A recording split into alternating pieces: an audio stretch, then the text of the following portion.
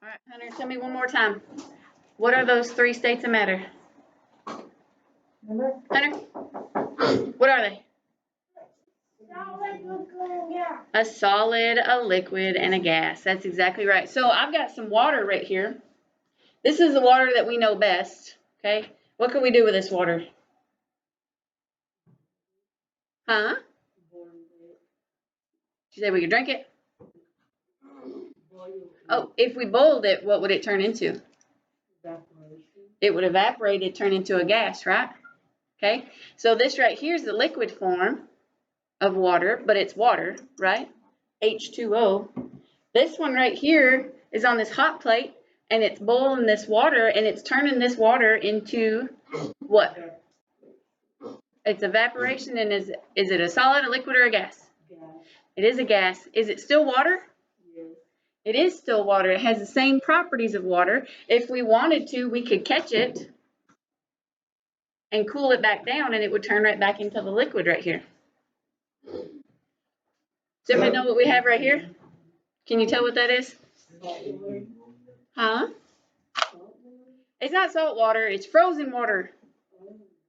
If water's frozen, is that a solid, a liquid, or a gas? It's a solid, but is it still water?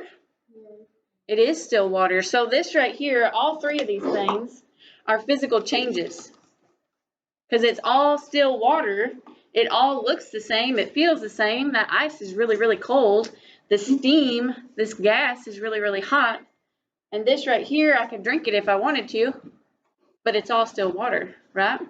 So that's a physical change. Do you guys want to see a chemical change? Okay. So I set this up for you this morning. Have you ever seen what happens when you put baking soda in vinegar? It'll raise the balloon up. What's it going to put in the balloon? It'll put air, well, gas in there, right?